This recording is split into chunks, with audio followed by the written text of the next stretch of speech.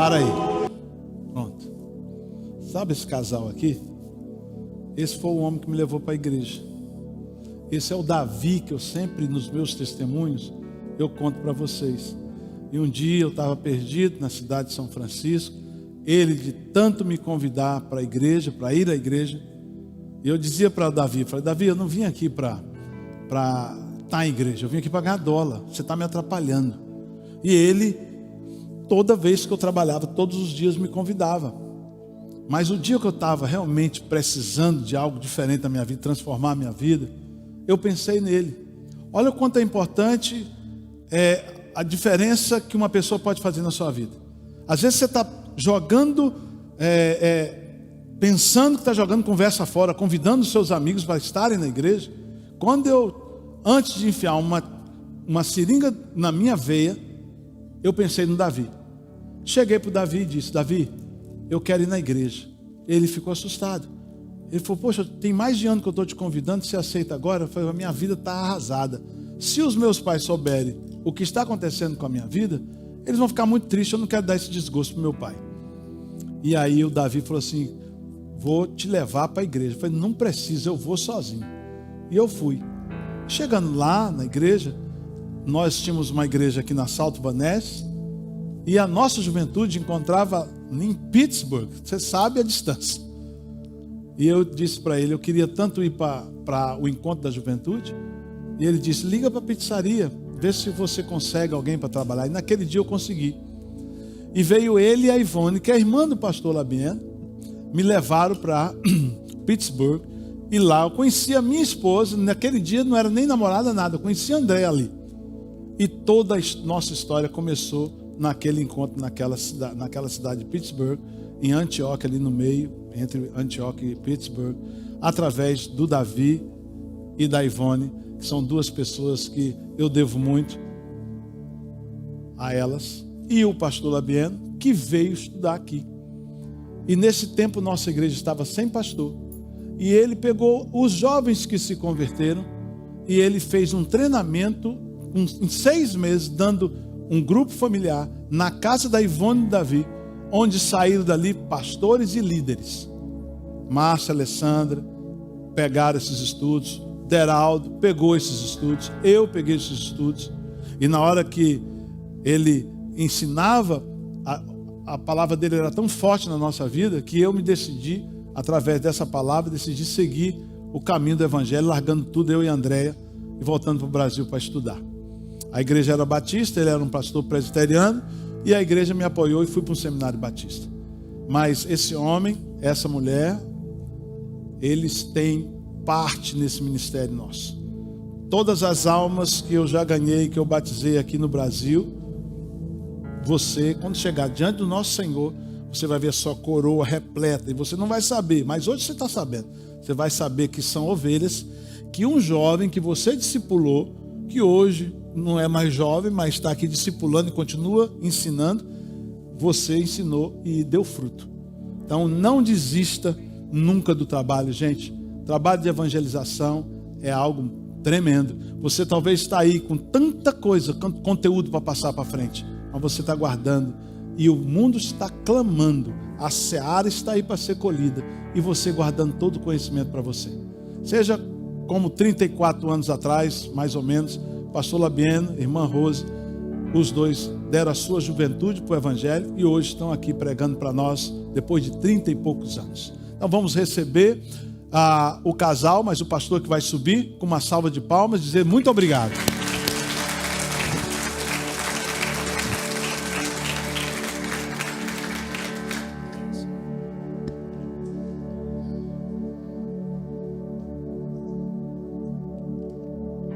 Graça e paz, irmãos.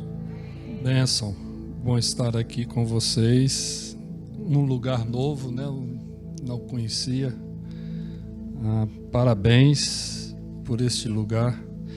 E que ele realmente fique pequeno, cada vez menor, né? E que vocês fiquem com essa santa preocupação, né? De acolher todos os que Deus estará trazendo aqui.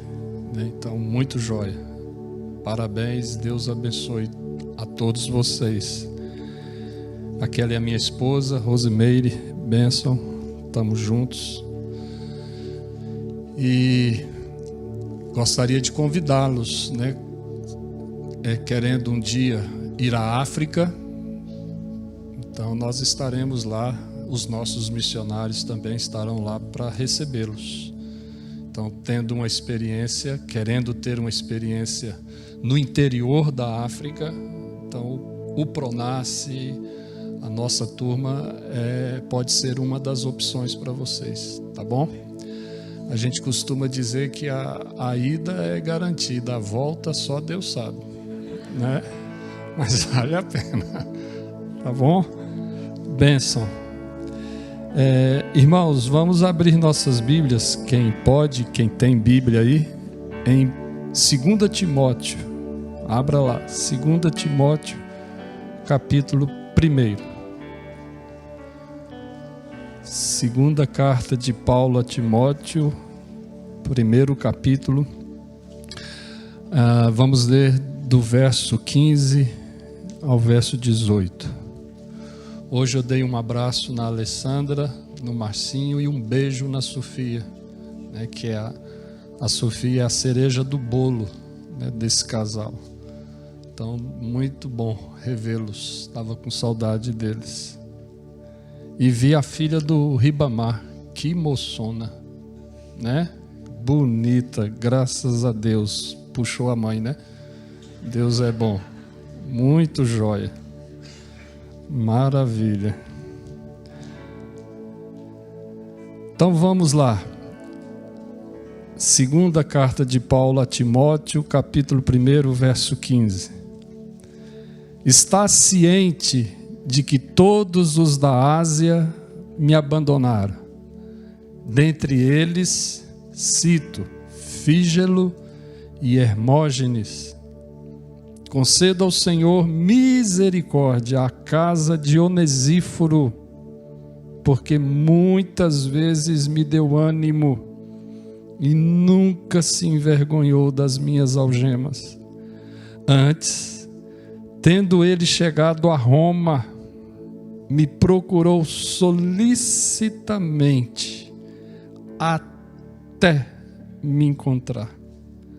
O Senhor lhe conceda naquele dia achar misericórdia da parte do Senhor.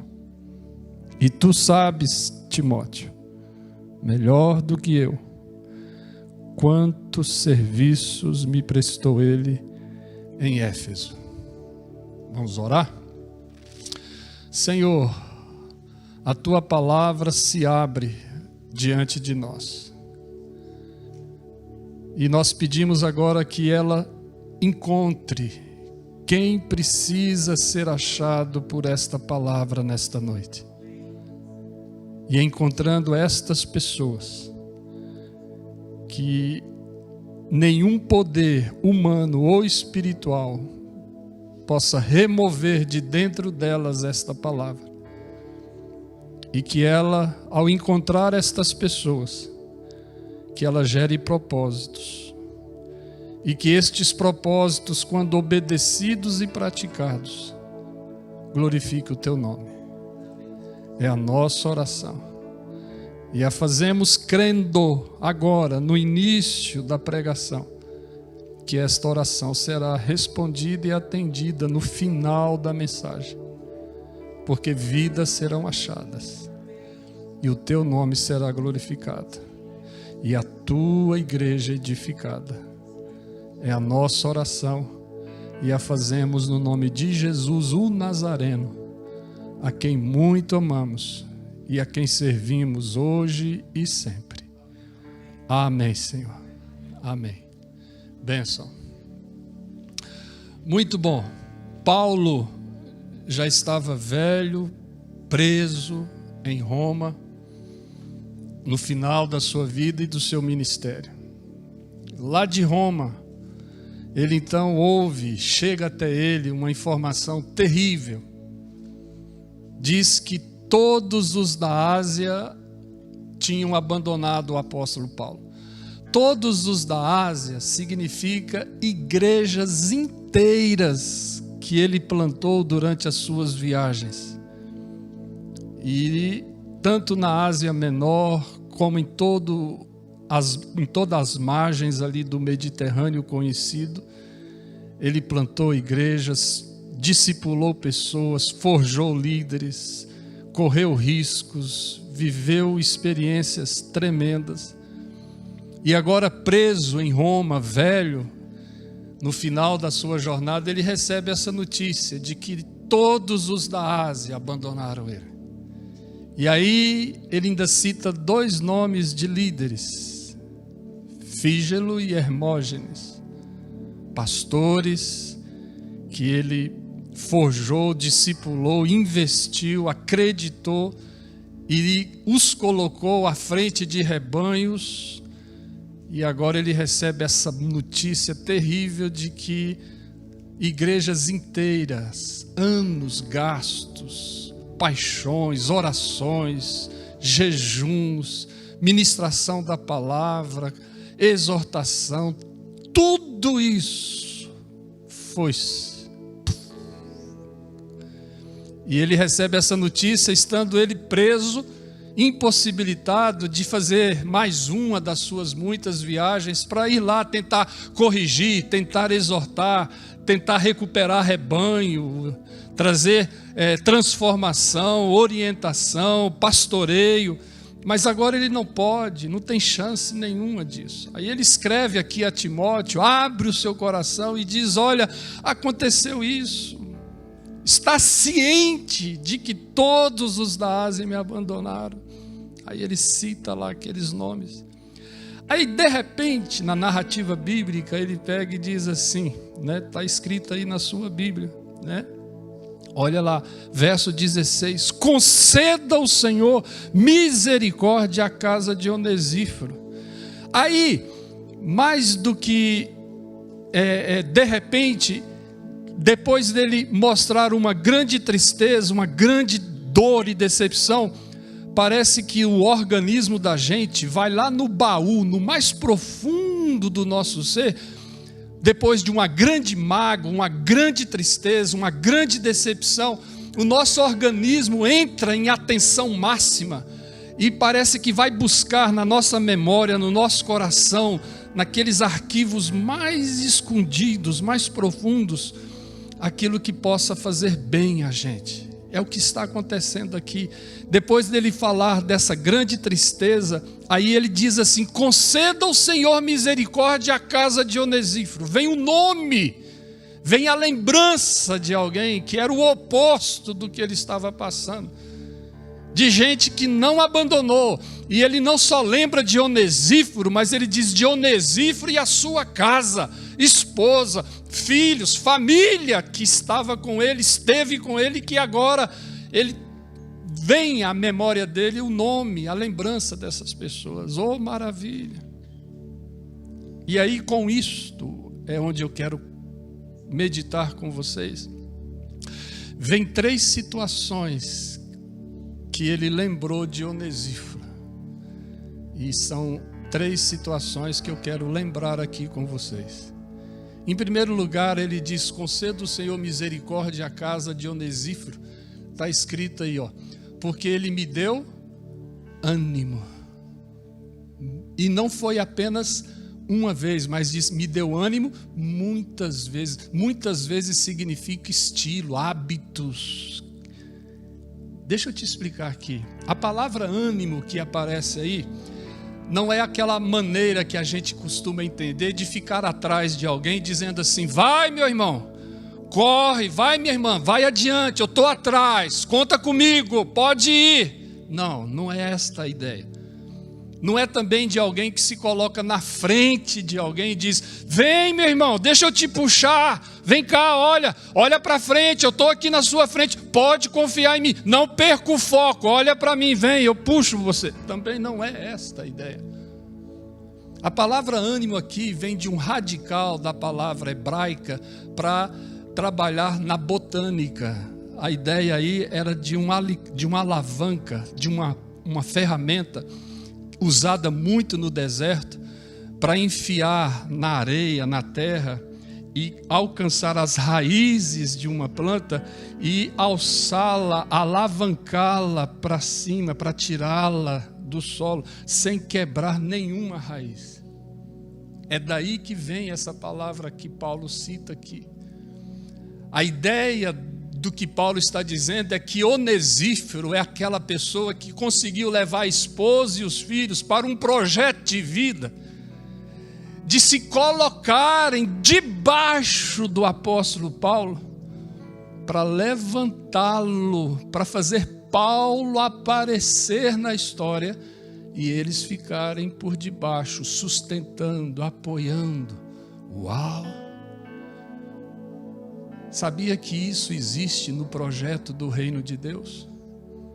É missão que não dá ibope, de você conseguir amar, se apaixonar, sonhar, se gastar a vida toda se colocando debaixo de um líder, de um missionário, de uma pessoa, de um homem, de uma mulher que você acredita que Deus está usando poderosamente aquela pessoa e que o seu prazer de vida, o seu projeto de vida é se gastar por essa pessoa. E aonde ela for, você vai. Uau! Paulo está dizendo: conceda o Senhor misericórdia à casa de Onesíforo, porque muitas vezes me deu ânimo. Uau! Está entendendo, igreja? Dá ibope esse ministério? Quem quer isso? Muitos querem ser Paulos, aparecer. Pouquíssimos querem ser Onesíforos. E é interessante que é muito fácil um marido, um homem, levar a esposa e os filhos para projetos que aparecem. Mas é tremendamente difícil você conseguir levar esposa e filhos e gastarem suas vidas, sua saúde, seus recursos, sua energia, sua história, seu tempo, sua agenda, para se colocar debaixo de alguém e levantar essa pessoa para que ela apareça, ela fale ao mundo, ela plante igreja, ela discipule e ela faça tudo isso com alívio, porque por debaixo dele tem um homem e toda a sua casa alavancando ele. Oh, maravilha! Amém? Estão entendendo? É só o começo. Vem mais coisa aí. E aí ele diz, olha lá, ainda no verso 16: e nunca se envergonhou das minhas algemas. Oh, maravilha! Já pensou? Andava com Paulo, acompanhava Paulo em todas as suas viagens, via Paulo sendo acusado, criticado, rejeitado, hostilizado, mas essa família nunca se envergonhou das algemas que prendiam Paulo, que andavam com Paulo, que caçavam Paulo em todos os lugares por onde ele passava. É uma família, Onesíforo e a sua casa não tinham nenhuma condenação para Paulo.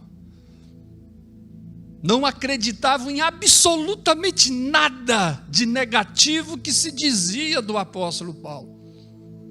Podem falar, mas eu acredito no Deus de Paulo, e eu acredito na vocação desse homem, no chamado desse homem, nos dons desse homem, no ministério desse homem, na visão desse homem. Eu acredito. Nunca se envergonharam das algemas do apóstolo Paulo. Já pensou? Mas as igrejas da Ásia que abandonaram ele, com certeza.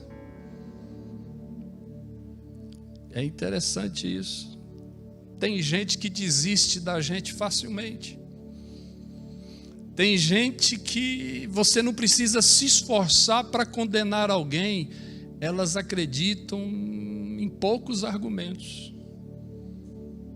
Basta uma fala a peçonha, o veneno. Tem gente que tem até a maldade de ouvir alguém falando mal de alguém, e essa pessoa ouve e acredita, sem ao menos procurar a pessoa, para ir lá para saber, escuta, me falaram isso, eu estou aqui porque eu te conheço, mas eu queria saber, é verdade? Me conta, eu quero ouvir a sua versão. Não, basta alguém... O veneno da serpente, né? E muitos caem nela. E aí com isso vem vergonha, rejeição, distanciamento. E com isso vem uma cascata de efeitos. Vem depressão, doenças, tristezas, amarguras. E isso se somatiza. E de repente o que era mental passa a ser biológico, vem dores, vem tristezas, vem gastrites, vem insônias. E tudo por causa disso, de alguém que tem vergonha. E essa vergonha gera comentário, gera distanciamento, e aí vai bagunçando e vem um rolo de um efeito que traz outro, e aí vira uma bagunça por causa de uma vergonha. E o lugar mais fácil disso ser fomentado, conjecturado e praticado e vivenciado, chama-se igreja. Igreja é cruel. Por isso as igrejas de toda a Ásia abandonaram o apóstolo Paulo. Quantas igrejas abandonam? Quantas vergonhas? E delas advém muitas outras tristezas e problemas que geram pecados, dores, enfermidades. E isso bagunça tudo e vai afetando tudo. É uma coisa terrível, terrível, terrível. Mas Paulo diz aqui, olha, eu sou grato para com a casa de Onesíforo. Me deu ânimo, se colocou debaixo de mim e nunca tiveram vergonhas das minhas algemas. Pensa, quem tem vergonha não anima ninguém. Quem tem vergonha não se coloca debaixo de ninguém. Quem tem vergonha não segue ninguém, não investe em ninguém, não serve a ninguém. É triste isso. Vamos lá. Em terceiro lugar, diz o texto aí. Aí ele diz no verso 17: antes, tendo ele chegado a Roma, me procurou solicitamente até me encontrar. Oh, maravilha! E Paulo faz Paulo faz questão de dizer assim que ele não teve vergonha das algemas de Paulo e o procurou solicitamente até encontrá-lo. Paulo faz essa ênfase. E procurá-lo aonde? Em Roma. O império era um lugar importante, de referência, de onde partiam todas as decisões e controles. Paulo estava lá. Aí lá vai Onesíforo, pega a esposa dele, pega os filhos dele e fala, vamos para Roma, paga a passagem do seu próprio bolso e vai para Roma e, sem ter vergonha do apóstolo Paulo, procura ele solicitamente até encontrá-lo. Imaginem vocês, este homem, a sua casa, andando pela capital do império, procurando descobrir onde está Paulo. Já pensou? Escuta, você sabe onde fica aqui um lugar onde tem um prisioneiro que veio lá daqui, um lugar onde tem minha terra lá da nossa região de Antioquia, e ele está aqui, está encarcerado e eu preciso achá-lo. E ele sai procurando, não para. Se Paulo está em Roma, e vai, e procura. Aí ele diz aqui, até encontrá-lo. Oh, maravilha. Para quê? Aí ele continua e diz lá, verso 18, ele diz: o Senhor lhe conceda naquele dia, dia com letra maiúscula, né? O dia do Senhor, achar misericórdia da parte do Senhor, e tu sabes melhor do que eu, olha só o que vem agora, quantos serviços me prestou ele em Éfeso. A palavra serviços aí é diaconia. Então, peraí, ele procurou solicitamente Paulo até encontrá-lo. Isso não só em Roma, mas em todos os lugares por onde Paulo andava, para servi-lo. Ser diácono. Deixa eu te explicar aqui. A palavra aí, diaconel, significa o seguinte: era Onesíforo que tinha que ser o primeiro para acordar, para fazer aquele cafezinho do apóstolo Paulo. Paulo lá dormindo, por onde ele passava. E aqui diz assim: quantos serviços me prestou ele em Éfeso. Éfeso foi o lugar onde Paulo diz que viveu em meio a feras e feras terríveis. Paulo cita aqui Éfeso para dizer que foi um dos piores lugares da vida e do ministério dele, onde ele correu o risco de morrer, onde teve que fugir para não morrer. Era exatamente lá que Onesíforo e a sua casa e os seus filhos, toda a sua família, correndo riscos, estavam lá para servir um homem. E ele diz: foi lá, nesse lugar, que Onesíforo era o primeiro a acordar e fazer café para nós. Já pensou? Paulo dormindo, aquele sono gostoso do justo, e Onesíforo acordando para ir lá fazer cafezinho para ele. E tinha muffin. Delícia. Mingau de aveia. Uau! Tremendo isso. Ovinho frito, caipira. Já pensou?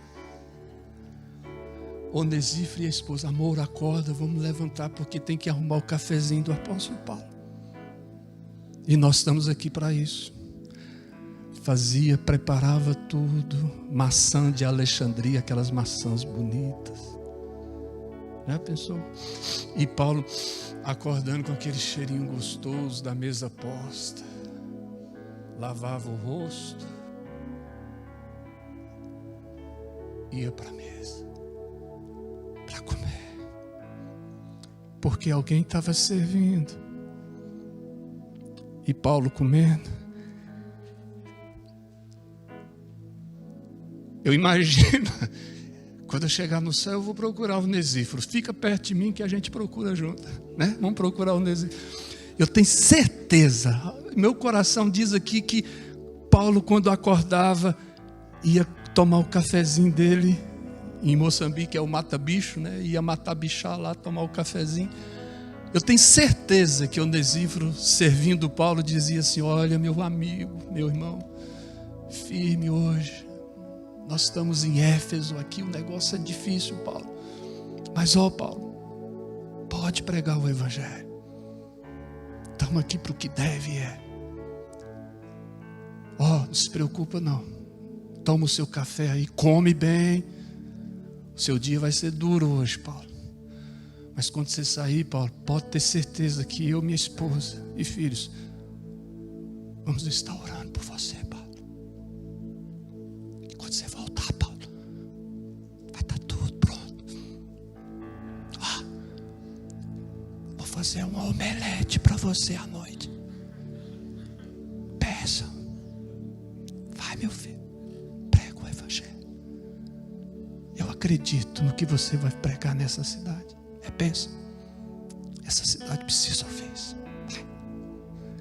E Paulo comendo. E depois vai lá Paulo pregar em Éfeso, enfrentar a deusa Diana, todo tipo de perseguição, hostilidade. Quantos serviços me prestou ele em Éfeso, nos piores momentos. Amém, igreja? Está entendendo?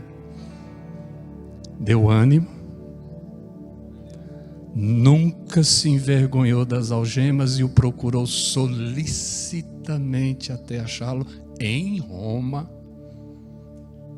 E quantos serviços me prestou ele em Éfeso. Amém? Agora eu quero falar de um outro homem. É o nosso Onesíforo por excelência. Ele se chama Jesus de Nazaré.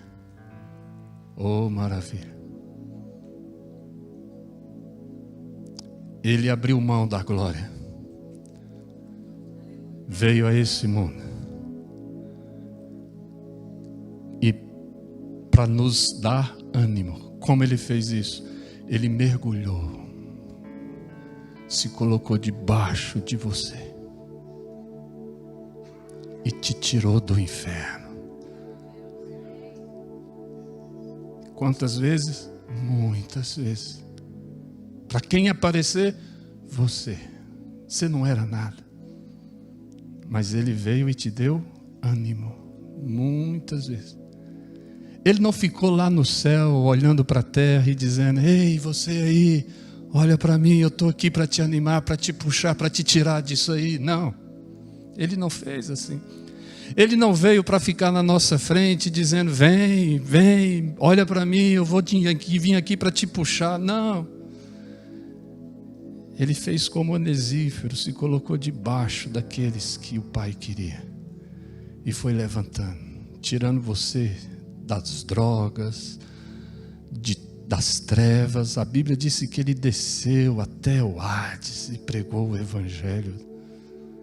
E foi tirando a gente do império das trevas para nos transportar para o reino do Filho do amor de Deus. Você é fruto do ânimo do Senhor.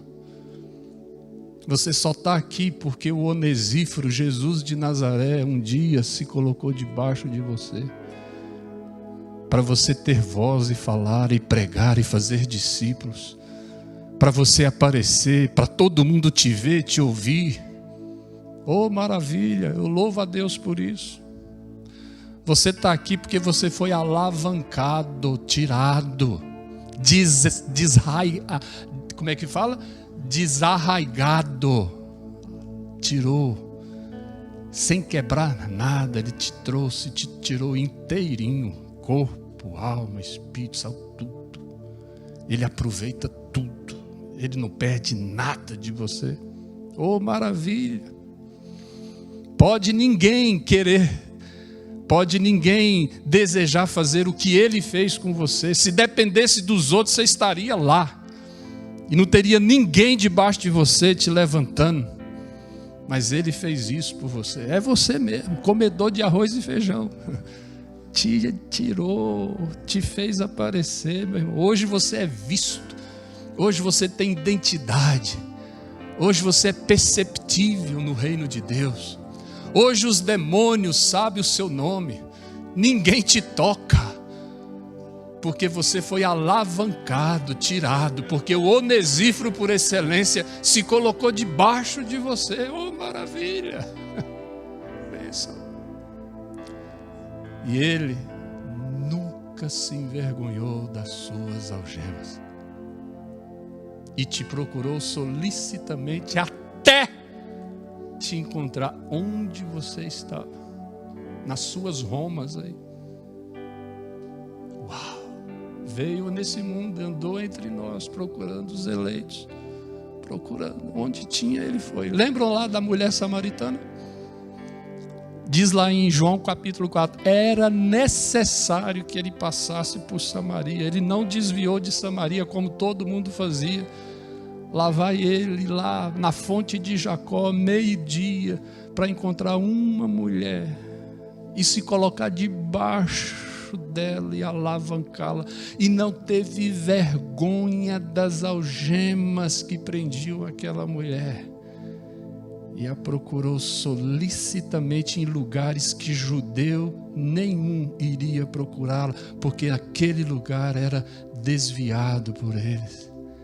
mas ele procura até encontrar quem ele quer animar. E não tem vergonha das algemas que prendem aquela pessoa. Nós temos vergonha. Nós fugimos de pessoas. Nós desviamos de pessoas. Nós não queremos pagar preço nenhum para se colocar debaixo de determinadas pessoas e levantá-las para que elas apareçam no reino de Deus. Mas o Nazareno, nosso Onesíforo por excelência, fez isso. Maravilha! Tem gente que começa, mas desiste. Tem gente que não persevera, não acredita. Mas ele procura solicitamente até encontrar. Não importa onde esteja, lá vai ele. E toda a sua casa. Ele move céus e terra para achar você. Te encontrar onde você está. Oh, maravilha. O pastor Ribamar disse que estava aqui nessa cidade perdido. Igual o Caetano Veloso, sem lenço, sem documento. Andando aí. Enfiando aquele negócio lá.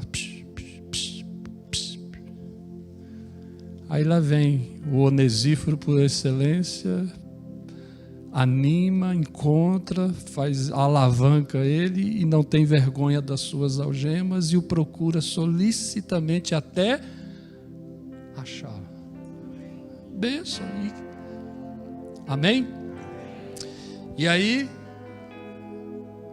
quantos serviços nos prestou ele em nossas Éfesos? Uau!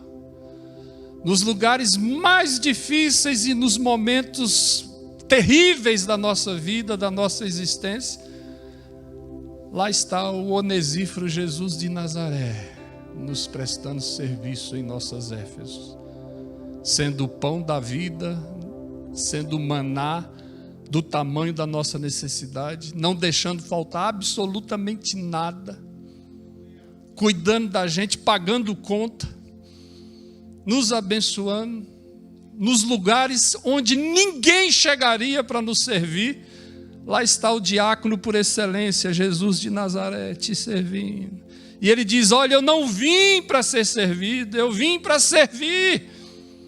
Ele abaixou para te levantar. Ele te procurou solicitamente até encontrar, sem ter vergonha nenhuma dos seus pecados, da sua maldade, da dureza do seu coração, da sua desobediência, da sua rebeldia, do seu orgulho, da sua vaidade. Ele te procura, ele investe, ele acredita. E ele provou isso na prática, no andar com as pessoas, no entrar e no sair. É Zaqueu, é a mulher adúltera, é todo mundo. Ele vem, ele mexe, ele levanta. E depois ele diz: olha, vai, não peques mais. Oh, maravilha, eu gosto do Nazareno. E depois diz aqui que ele vem para nos servir como o nosso diácono por excelência. Oh, maravilha! Quantos serviços ele tem te prestado nas suas Éfesos? Não deixa faltar nada. Cuida de você.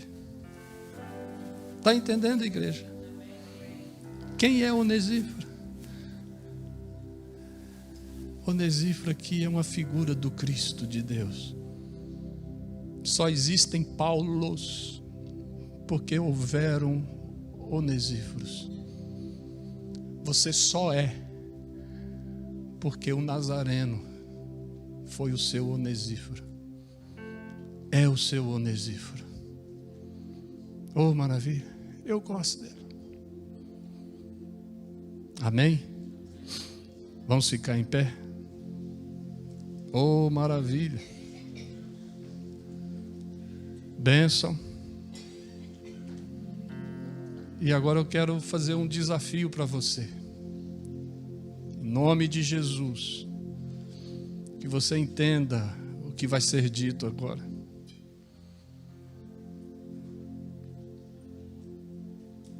Tem pessoas aqui no nosso meio. Bênção. No reino de Deus, tem pessoas que são Paulos e serão Paulos. Tem pessoas aqui nesta igreja, nesse ministério, que Deus chamou, salvou, está preparando, está equipando, está forjando, porque serão Paulos. O que significa isso? São pessoas que Deus vai usar a boca, são pessoas que Deus vai colocar na frente, serão discipuladores, plantadores de igreja, pregadores, ensinadores, homens e mulheres aqui que Deus está levantando e serão levantadas como Paulos. Oh, maravilha! Só Ele sabe. E você que é Paulo?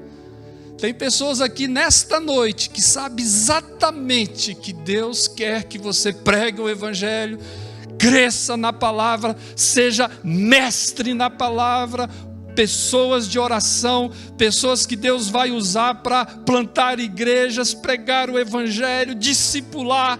É você que vai ser exposto, as pessoas vão ver você, vão ouvir você, vão atacar você, vão bater em você, mas tudo vai acontecer por sua causa, porque Deus vai te chamar, está te chamando para ser Paulo, é inevitável isso. E não foi você que buscou isso, não foi você que escolheu, optou por isso, é graça, é chamado. Oh, maravilha! Louvado seja Deus. Mas se Deus levanta Paulos aqui neste lugar, é porque tem onesíforos aqui. E aqui tem pessoas, homens e mulheres, que Deus vai levantar, porque Paulos serão levantados. Quem são estes onesíforos? São pessoas que o prazer deles é acreditar nestes Paulos que Deus está levantando. Sua vida vai ser orar por estes Paulos, sustentar estes Paulos, animá-los, não ter vergonha das suas algemas, acreditar neles, não duvidar. E você vai procurar acompanhá-los, rastreá-los aonde eles estiverem. E solicitamente você vai acompanhar, prover, cuidar deles e vai prestar serviços, todos que sejam necessários. Oh, maravilha! Não vai deixar faltar absolutamente nada a estes Paulos, porque o seu prazer, Deus vai encher seu bolso, Deus vai trazer prosperidade para você, você vai ter os celeiros cheios, você vai ter saúde, vai ter dinheiro, vai ter tudo que precisa, mas não é para você, é para o Paulo. Oh, maravilha! Porque você acredita que Deus levantou Paulo e você entendeu que o seu lugarzinho nesse processo é ser onesíforo na vida destes Paulos que Deus está levantando. Oh, maravilha, é assim. E você vai levar o seu diploma de faculdade, você vai levar sua família, você vai casar, namorar, sempre respeitando o que Deus pôs no seu coração, porque o negócio seu é cuidar dos Paulos. Você não quer namorar errado, não quer casar errado. Quando você for fazer faculdade, você vai escolher o curso certo, porque você sabe que tem que ser tudo para abençoar aqueles que Deus tem chamado para aparecer na história e pregar o Evangelho e plantar a igreja, porque o seu negócio é esse. Oh, maravilha! Conceda ao Senhor misericórdia à casa de Onesíforo. Oh, maravilha! Está entendendo? Amém, igreja? Amém. Vamos fazer essa separação então agora? Estão prontos? Bênção. Quem se vê Paulo, levanta a mão aí. Eu sou Paulo, vai lá. Levanta, meu irmão, a sua mão. Eu sou Paulo, Deus está me chamando para ser Paulo. Olha aí o tanto de Paulo aí, olha aí que bênção. Que joia. Tem Paulos, tem vocação nessa igreja. E agora os onesíforos, levantem suas mãos aí. Olha aí que bênção. Se tem Paulos, tem onesíforos. Que bênção. Amém? Bênção. Vamos orar. Oh Deus amado, louvado seja o teu nome. Obrigado, ó Pai, por esta palavra nesta noite. Obrigado por Jesus de Nazaré, que é o nosso Onesíforo por excelência, que nos deu ânimo muitas vezes, que nunca se envergonhou das nossas algemas e nos procura solicitamente até nos encontrar. E obrigado porque Ele tem prestado serviços em nossas Éfesos, tem sido nosso diácono por excelência. Oh Deus maravilhoso, louvado seja o teu nome. Obrigado, Senhor, pelos Paulos que o Senhor tem levantado no nosso meio. Gente que o Senhor está colocando no seu coração convicções de que a vida deles é pregar o Evangelho, é testemunhar, é fazer discípulos, é plantar igrejas, é espalhar o teu reino, ó Pai. Mas isso só será possível se os onesíferos estiverem com eles. Gente que vai apoiar, acreditar, investir. Oh Deus, abençoa esta igreja. Cuida destes Paulos que o Senhor está levantando. E cuida dos onesíferos que estão também aqui, ó Pai. Para que o teu evangelho prospere. Para que o teu reino se espalhe por este lugar, ó Pai. É a nossa oração. Senhor, no início desta fala, nós oramos pedindo que o Senhor encontrasse nesta noite quem precisaria ser achado por essa palavra. E pedimos que, crendo que isto aconteceria enquanto a tua palavra fosse pregada. E agora chegou no final da mensagem. E nós te agradecemos porque esta oração foi ouvida e atendida. Vidas foram achadas. E agora eu peço que esta palavra gere propósitos na vida dos meus irmãos que foram achados, para que o teu nome seja glorificado como Deus e a tua igreja seja edificada. Em nome de Jesus. Amém, Senhor. Não sentem agora, não. Eu quero concluir falando de Zaqueu. Jesus entrou na casa de Zaqueu. A Bíblia não diz o que Jesus disse na casa de Zaqueu. Quando chegarmos no céu, perguntaremos a Zaqueu o que foi que Jesus falou lá. A gente só sabe o resultado do que Jesus falou. Porque Zaqueu, diz o texto, que após Jesus entrar na casa dele e falar o que nós não sabemos o que foi dito, Zaqueu disse assim: hoje resolvo dar, devolver, restituir em excesso tudo que ele tirou. Só por ele ter ouvido a palavra certa dentro da sua casa, esta palavra certa dita por Jesus na casa dele, a Bíblia diz que Zaqueu deixou o seu coração se encher de uma intenção de fazer o certo, só pelo ouvir da palavra.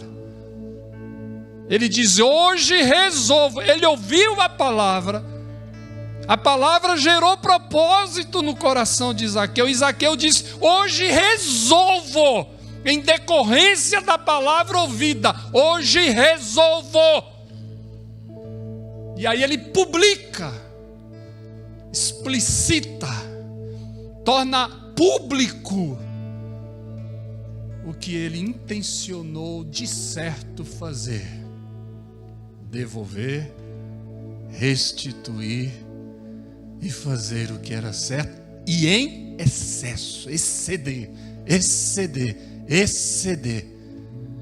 E com esta intenção, Jesus disse: hoje houve salvação nessa casa. Só com a intenção certa, em decorrência da palavra certa, crida, recebida, ele recebeu a bênção apropriada. Agora imaginem vocês quando ele saísse para praticar o propósito, a intenção. Aconteceria maravilhas e maravilhas e maravilhas. que eu quero dizer para você nesta noite é que se a palavra de Deus te achou, e se você foi achado por essa palavra,